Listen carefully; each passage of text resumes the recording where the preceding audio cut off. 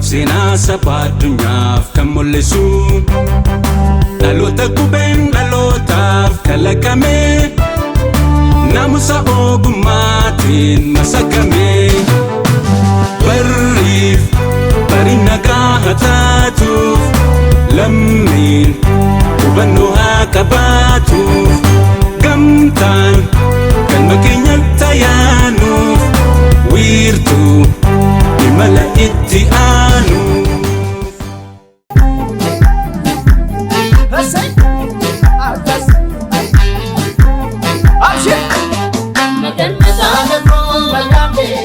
Egaa har'a uffata naannoo Wallootiin egaa kan nuti akkanatti bareennee faayamnee argamnu sanuma ilaalchisuudhaan immoo shubbisa asuma bakka teenyetti shubbisa godina Walloo Oromoo yaalleerra mitiire. Egaa akkuma beekamu Oromoon Walloo naannoo Amaaraa godina addaa Kamiseettidha kan isaan argamanii yeroo baay'ee immoo gootummaan ol qabatee maqaan isaaniin ka'a. Oromoon Walloo gaa jagnummaa isaaniitiin yookaan gootummaa isaaniitiin akkuma beekamu maqaan isaaniin kaasiin jedhee jira. Naannoo akkuma naannoo biraa jiraachuu isaaniittis immoo afaan isaanii eenyummaa isaanii osoo hin tuqsiisin namoota asiin Oromoota asiin nu gaanidha. Kanaafis jaalalaaf kabaja guddaantu isaaniif mala. Yeroo garaagaraattis immoo rakkoon garaagaraattu isaan mudata. San hunda danda'aniiti gaa isaan kan hanga ammaa aadaaf seenaa isaanii asiin nu gahanii jechuudha. Dhugaa Walloo jettee seenaa na yaadachiiste akkuma beekamu gaa Walloon gootummaadhaan kan inni beekamu akka tasaa illee Oromiyaatti dhiyaatee hin jiru jechuun Oromiyaan dafii birmachuu hin danda'u. Fagoo jiru naannoo Amaaraadha kan isaan jiraatanii. Walloo jettee maal na yaadachiiste beektaa gootitti warqituun diinaaf hin sarmitu seenaa. Waanuma dubartii kaastee fi taanee fi akkanumaansa. Seenaa ishee baay'ee jaalladhu. Warqituun kun intala ilma dhiiraa qabdi turte. Ilma dhiiraa see kanaa Aaxeen Teediroos jalaa ajjeesisa. Yeroo aangoo irra ture sanatti jalaa ajjeesisa. Baay'ee sammuu ishee keessa jira kuni gaddi kuni. Haaloo ishee sana baachuudhaaf rafteen bultu turte warqituun kun. Asa booddee diinni diina kooti anaaf fira godhattee dhaadannoo kanaan irraa kan isheen deemtu adeemsa keessa Minilik dhufee aangoo qabatee gaafa aangoo qabatu Minilik deeggartee waliin loluu jalqabde farda seedhaan. Isa booddee maal gooti Aaxee Teediroos ajjeesistee gumaan mosheetti baatte. Kanaafuu gootummaa isaanii kaasuun keenya waanuma sirriidha. Dubartoota keessaa immoo goota waanuma dubartii taanee fi xiqqoo dursa. Goota dubartii har'aa fi lubeen nu filattee jirti. Hagammaa garuu daawwattoota keenya nagaan gaafannee lube. Ashama akkam jirtu kabajamtoota daawwattoota keenya. Qophiin keenya beellama sanbataa jedhu torbee isaa eeggatee jalqabee jira. Iyyiin akkanatti faayamneetii fi bareedneeti kan nuti argamnu akkanatti bareechanii nu faayan immoo mana uffata aadaa walaabuuti. Teessoon isaanis gullallee naannoo addabaabaayii Madaanalamitti kan isaan argamanii akka keenya bareedanii faayamuu yoo barbaadan achi goraa jenna. Qophicha waliin kan isin faana turu ani Lubee Girmaati akkasumallee Siitinaa Hajii fi ogeessi kaameeraa keenyaa immoo Firaa'ol Abrahaamidha. Aga xumura sagantaa keenyaatti nu waliin turaa jennee isin affeerranneerra.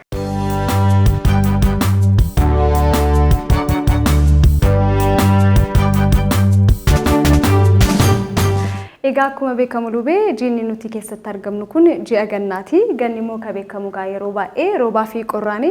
Mee roobumaaf qorra kan akkamitti jala miliqaa jirta? Akkuma beekamu gaa roobaa hin qorrallee ani garuu ganna kana kan inni ittiin miliqaa jiru akka tasaa ta'ee boqqolloo fi dinnichaan. Maaliif miliqaa jirta? Ati boqqolloo fi dinnichaan jala miliqnaan ani bullukkoo mo'itiin jala miliqaa jira. Gaariidha akkasumatti miliquun wayyaa mee akkamidha torbee kana kamitti ilaaltame? Torbeen kun torbee bareedaadha gaa wantoota taajabbii keessa wanti kaasuu barbaadu har'a waa'ee hattuu osoo kaasnee natti tolaa. Hanni hattuun kun baay'ee masi rakkistee akkamii? Waan hattuu dhiisi. Ana qofa osoo hin ta'in akkuma guutuu biyyaattuu waanuma rakkisaa jiranidha. Waa'ee hattuu mudannoo dhaga'e tokkotu na kolfisiisee daawwattoota keenyaafis osoo qoodee nama barsiisaas immoo xiqqoo nama kolfisiisaas isa jedhu yaadeeti. Lafti kaameen kolfina. Waanuma kolfaaf muddante fakkaata garuu. Hanni an dhaga'e maal sitti fakkaate gaa? Intalli isheen abbaa manaa fi haadha manaadha. Daa'ima xiqqoos qabataniitu gara mana bilbilatti gurguramutti deeman. Osuma deemanii akkuma isin jedhe isheen ulfaa dadhabdee jirti gara konkolaataatti isheen adeemtu jedheetiniin abbaan manaa ishee gara bakka konkolaataa ishee geessee deebi'aa jechuudha. Daa'imni isaan immoo achuma warra suuqii keessa jiranitti bira kaa'aniiti.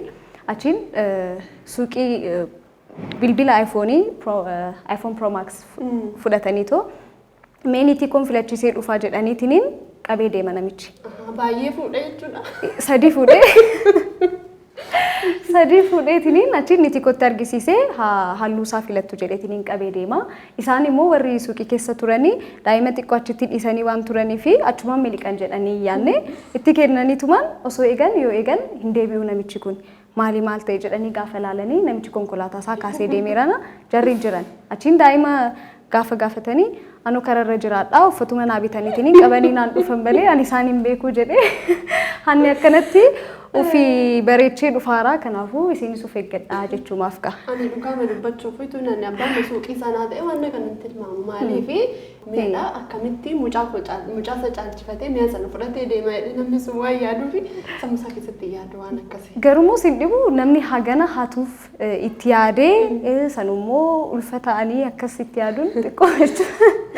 Maalidha waan isaa? Maalan taajjabisee ta'e kadhaan haa ta'u kadhaan jechuun nama qaanessa kadhaan. Garuu namni kadhatu nama guddaadha yoo ta'e namni sun humna ittiin danda'e waa hojjetu waan hin qabneef kadhata kun normaalidha. Garuu namni umurii keerra jiru dargaggeessi gaafa kadhatu waan baay'ee nama qaanessudha. Kaleessa maaltu na mudate seete namuma akka kootiidha bakka ani dargaggeessi waan jedhamu.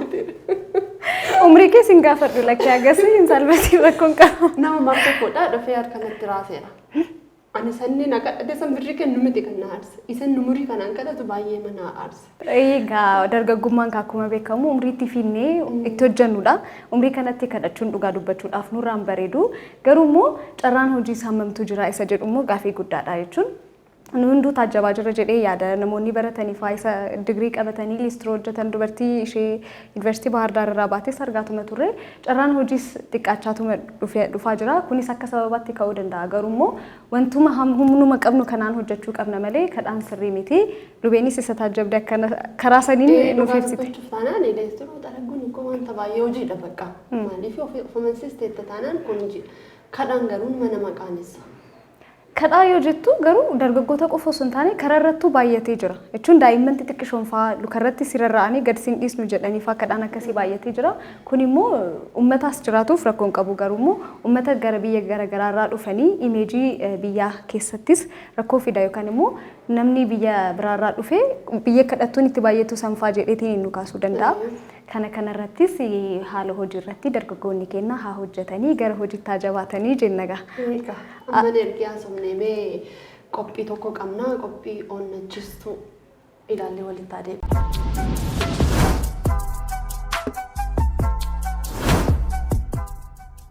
Hojiilee Naappooliyoon Hiil keessaa addunyaa kana irratti beekamoo fi barsiisoo ta'an muraasa kan itti wal yaadachiisnu ta'a. Salphaatti wanti nuti hubachuu qabnu waan sammuun keenya ni danda'ama jedhee amanu hunda ta'uu akka dandeenyu amanu. Ashamaa akkam jirtu kabajamtoota daawwattoota miidiyaa wiirtuu qophii keenya onnachiistuu har'aatiin namni kamiyyuu hiree argachuu fi milkaa'ina dhugaa gonfachuuf maloota isa barbaachisan muraasa isiniif qabadhee dhiyaadheera.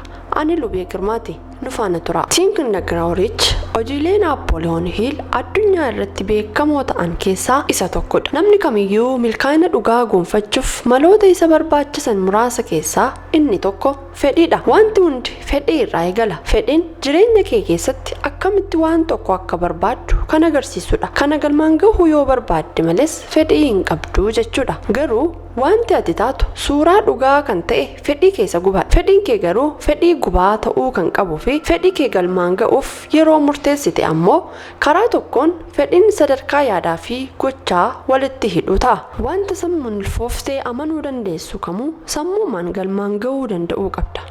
Inni biraan ammoo amantiidha. Amantiin humna yaadaa fi miira kee mul'isu wantoota abdatte jabeessitee qabachuudha. Amantiidhaan waan hin danda'amne uumuu danda'udha. Garuu yaadni gadhee aarii jibba yookaan inaaffaa faayidaa qabnu kamiyyuu yoo amantii qabaanne ni ajjeesa. Kanaaf waan galmaan gahuu barbaaddu hunda irratti ilaalcha gaarii qabaachuu qabda. Inni sadaffaan dubdeebii ofumaan ofiif kennudha. Inni kun dandeettii sammuu kee fedhii keessa gubaa jiru irratti xiyyeeffachuu keeti. Sammuu keessa dammaqaa jalaa akka dhugaatti akka fudhattus gochuudha. Kaayyoo fi hawwii kee barreessi. Yaada gaarii dhugaa jireenyaa ta'een irra deebi'i. Inni afuraffaan beekumsa addaati. Amma yaadaa hawwii gocha akka ta'e beekna. Ogummaa murtaa'e kaayyoo ijoo daldala yookaan hojii kee wajjin wal qabatu horachuu hin dhiisin. Namoonni ga'umsa gadi aanaa qaban yeroo baay'ee erga mana barumsaa gadhiisanii booda barumsi akka xumurame amanu. Dhugaa dubbachuuf barnoonni hundi beekumsa qabatamaa akkamitti akka argattu akka barattu si gargaaruuf kan yaadamanidha. Kaayyoo kee galmaan ga'uuf beekumsaa fi karoora hojii kee horachuu fi fooyyessuu qabda. Inni shanaffaan ammoo yaadadha. Wanta sammuun ulfooftee amanuu dandeessu kamiyyuu sammuun galmaan gahuu qabda. Kana dura yeroo meeqa kufteen humna of kakaasuu guddifachuu qabda. Kana gochuuf karaa hundarra gaariin yaadadha. Yaadni karaa kee irratti tarkaanfii fudhachuuf ifaa fi kakaasuu siif kenna. Inni ja'affaan ammoo karoora qindaa'aa qabaachuudha. Yeroo hundumaa milkaa'uuf karoora qindaa'aan akkamii akka barbaachisu hubachuuf kitaabni Think Grow Rich jedhamu kaayyoo kee galmaan ga'uuf gurmaa'uu fi hojiiwwan kee karaa milkaa'inaaf nama geessan karoorfachuu akka qabdu heereera. Torbaffaa fi inni biraan ammoo murtoodha. Harkifachuun faallaa kutannoo waan ta'eef diina warra milkaa'ina hawwan hundaati. Namoonni milkaa'an hundi murtoo baay'ee dafanii godhu garuu baay'ee suuta jedhanii jijjiiru. Akkasumas namoonni hin milkoofne hundi murtoo baay'ee suuta jedhanii murteessu garuu dafanii yeroo baay'ee jijjiiru. Karoora jireenya keetii kaasi. Wantoota jireenya kee keessatti argaman galmaan gahuuf wantoota irratti xiyyeeffachuu qabdu baafadhu. Kunis amala barumsaa yookaan dandeettii murtoo ta'uu qaba. Namoota kaayyoon isaanii qofti siif abjuu kee fooyyessuuf ta'e obsuu dhiisuuf daftee murteessuu dandeessa. Inni 8ffaan itti cichuudha. Ciminaan amaloota milkaa'inaa argachuuf qabaachuu qabdu keessaa cichoominni isa tokkodha. Kan hin milkoofnee fi kan milkaa'e adda baasuu kutaa amala nama tokkoo isa guddaadha. Kanaaf baay'een keenya milkaa'ina dura harka kennina. Garuu yeroo ciminaa fi murannoo barattu gara badhaasa injifannootti fuulduratti dhiibuu dandeessa. Laffaa fi inni dhumaa humna sammuuti. Gareen ijoo garee namoota lamaan kan kaayyoo karooraa fi abjuu isaanii galmaan ga'uuf wal deeggaranidha.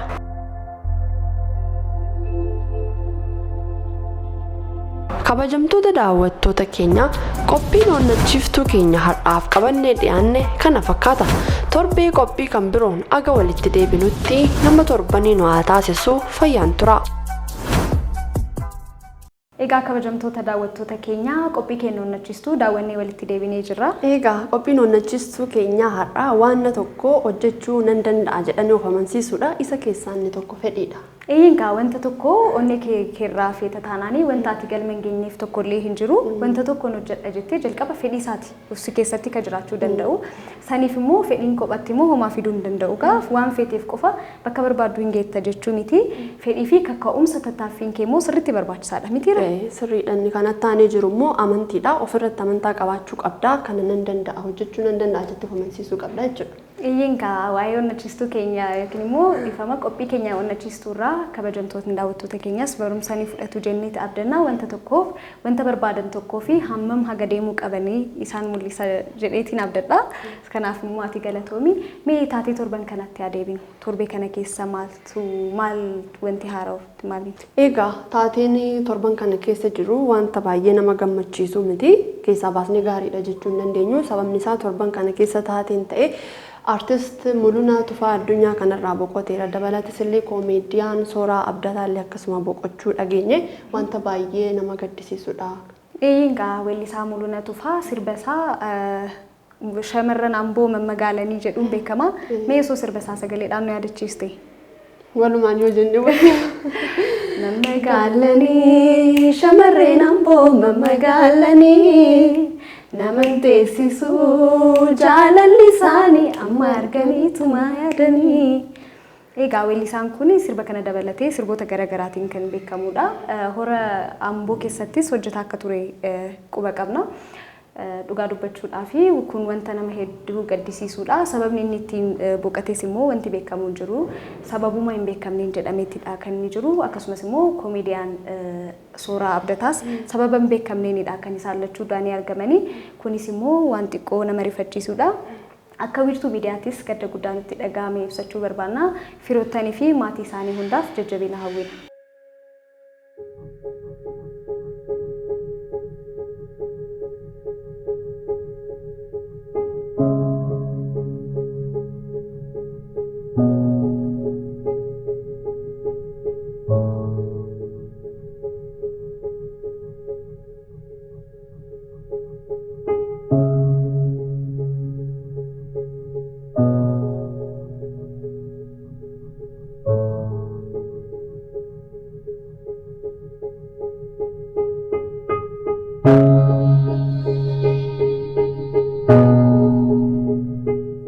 Egaa kabajamtoota daawwattoota keenya walitti deebinee jirra. Kanatti aansuudhaan immoo kan isiniif dhiyaatu qophii faana gootaati. Qophii faana gootaa dhageenya walitti deebinu. Egaa kabajamtoota daawwattoota keenya amma immoo yeroo qophii keenya isa dhumaa itti affeerruu irra geenyee jirra. Qophiin keenya inni dhumaas ammas barnootadha. Daawwannee walitti deebinu. Barnoota ammas barnoota kanata hukaba kaayyoon oromoota. Barnoota ammas barnoota kanata hukaba kaayyoon oromoota. Barnoonni dhugaa ifirraa eegala aadaa hubachiisee seenas ni xinxiila of tuffii balleessa haamilee kufta kaasa ija jaame banaa sammuu bilisoomsa ija jaame banaa sammuu bilisoomsa. Waa'een Oromoo fi Oromiyaa barreeffamee dubbatamee akkasumallee baratamee dhumu. Ashamaa akkam jirtu kabajamtoota daawwattoota keenya. Qophiin keenya ammas barnootaa jedhu jalqabee jira. Qophicha waliin kan isin faana turu ani Lubee Girmaa akkasumas ogeessi kaameeraa keenya Firaa'ol Abrahaamidha. Akka xumura sagantaa keenyaatti nu faana turaan affeerraa keenya. Ammas barnoota kanata hukaba kaayyoon oromoota. Tolee galatoomii maqaa kee? Maqaan koo Keerdiin jedhama. Maqaan kiyya Xaahir Hussein jedhama. Maqaan Habiib Ajdafi jedhama. Maqaan kiyya Saadaa jedhama. Ammas barnoota kanata hukaba kaayyoon oromoota. Gadaan maali? Gadaan ka Oromoon ittiin bulu aadaadha. Gadamojjino. Gadamojjiilleen gadaa ta'eeti gadaa fi gadamojjiin garuun harkaa badde bakka Gadaa jechuun kan Oromoon ittiin beekamudha. Isa keessaa gadaan shanantu jira jedhama. Gadamojjino. Gadamojjiinis akkasuma natti fakkaata. Gadaan sirna bulchiinsaa Oromoon ittiin jiraachaa turedha. Akkas. Gadamojjino. Gadamojjii natti mee? Natti fita. Gadamojjii jechuun kan meenaadar. Gadaa jechuun haala sirna bulchiinsa Oromoo natti fakkaata. Gadamojjino. Gadamojjiin Gadamojjiin Ammas barnoota kanata hukaba kaayyoon oromoota. Gadaan Oromoo meeqa? Gadaan Oromoo kun shan miti? Shan. Isaanis? Gadaa roobalee. Raanfadde. Gadaan Oromoo shan. Isaanis? Isaan keessaa gadaa bultu, gadaa bultum, gadaa roobaa, gadaa shanan kanuma kana fakkaatan jedha. Gadaan Oromoo torba. Isaanis garuu akkasitti laakkaa'uu hin dandeenye. Torbadha isaan keessaa muma beektu gaanitti mi torbadha jetteetta. Isaan keessaa hin beekne. gadaan Oromoo 8. Isaanis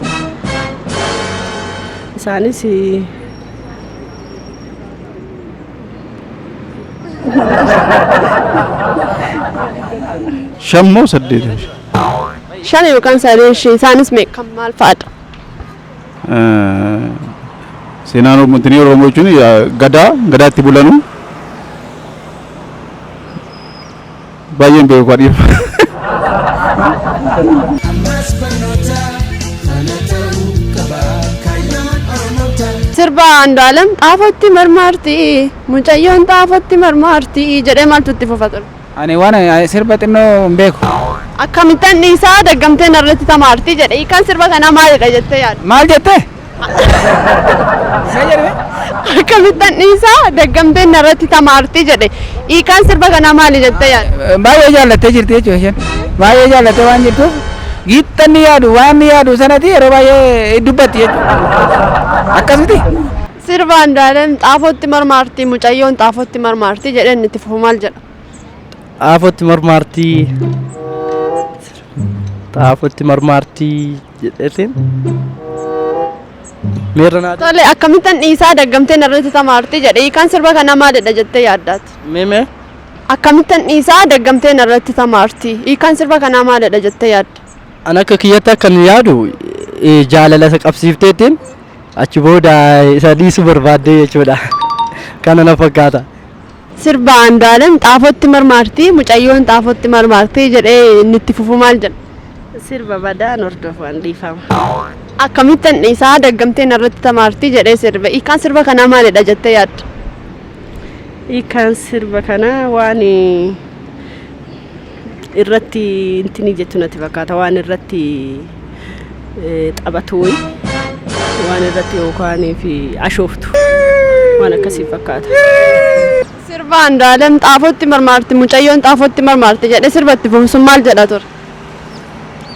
Andu'aalami baay'ee albamii isa kamirraamu Xaafootti marmaarti mucayyoon xaafootti marmaarti jedhe. akkamittiin dhiisaa kan jedhu. Eeyyeen. Hiikaan sirbichaa maalidha jettee yaadda? Hiikaan sirbichaa akka itti dhiisu falan qabu jechuudha. Kanuma kana.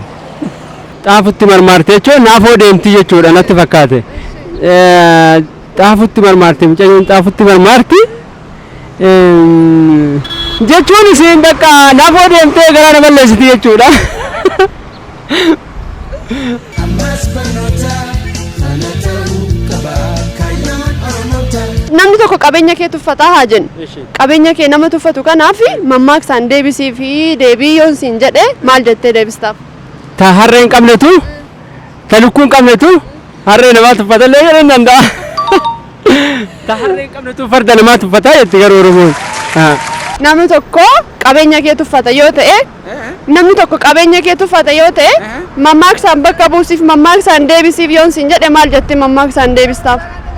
Saawwa abbaan gaanfa cabsee ollaatu ija jaamsa wanti jedhan tokko hin jiru akkana. Tole namni tokko qabeenya ati qabdu tuffata yoo ta'e nama qabeenya ati qabdu tuffate sana mammaaksaan deebisiif yoon siin jedhe mammaaksa Oromoon qabu keessaa kamiin deebistaaf? Mammaaka Oromoon qabdu keessaa kan harree hin qabneet farda namaa tuffataa kan jedhu bira. Namni tokko si tuffatee haa jennu yookaan immoo qabeenya kee tuffatee haa jennu. Nama kanaafi mammaaksaan deebii deebisiif yoon siin jedhe mammaaksa Oromoo keessaa mammaaksa isa kan fudhattee deebii deebistaaf mammaaksa. Maqaa mammaaksaan deebisuu fi kan keessa namaa hin beekne keessa qabattee namaa laatti jedhan. Tuffii qabeentinii kootti yoo tuffate maal godha akkana tuffateetti dhiiseen bira darba. Mammaaksa waan jettee fi deebistu hin qabdu? Mammaaksa Oromoo keessaa waan tuffiidhaaf deebii ta'u wayii jira bar. Badaan beekuusa.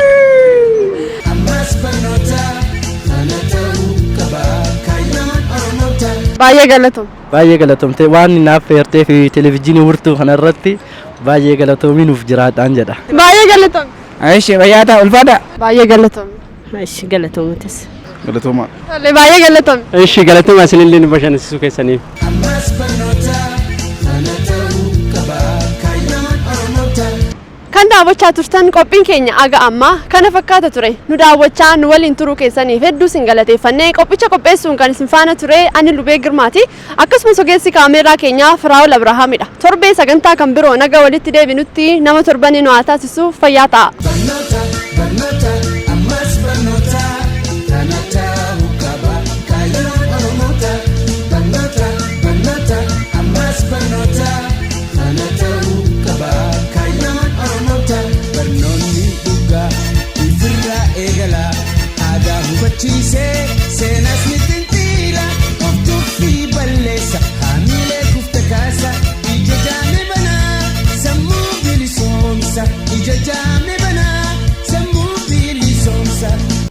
Egaa qophii keenya ammas barnootaa daawwannee walitti deebinee jirra. Qophii keenya ammas barnootaa har'aatiin ilaalaan ture waa'ee gadaafaa gaafachaa turte. Gadaan Oromoo meeqa jechaa gaafataa turte. Anis immoo siman gaafadha gadaan Oromoo meeqa maqaanis natti himi siin jedha. Gadaan Oromoo fi Odaan Oromoo tokkodha beektaa. Gadaan Oromoo 5 Odaan Oromoo 5 namoota gaafadhu waa'ee Odaa Oromoon gaafadhe se'anii waa'ee Odaa bultuun Odaa akkas jedhanii naa deebisaa turani. Kan hin gaafadhe garuu gadaa Oromooti. Gadaan Oromoo 5dha.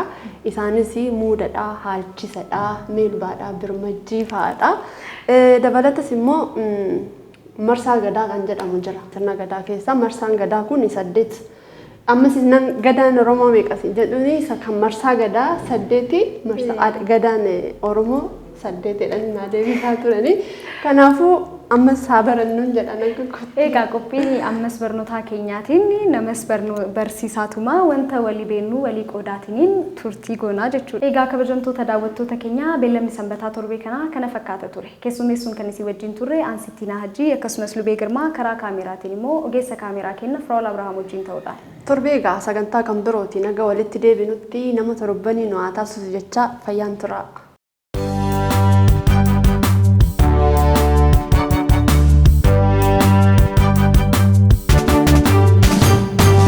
Ebu odeeffannoo haqaa kan nu baasu duudhaaf seenaa saba addunyaaf kan mul'isu dhaloota qubeen dhalootaaf kalaqame naamusa ogummaatiin masakame barriif bari nagaa haa taatuuf lammiin hubannoo haa qabaatuuf gamtaan kan makeenya tayaanuuf wiirtuu imala itti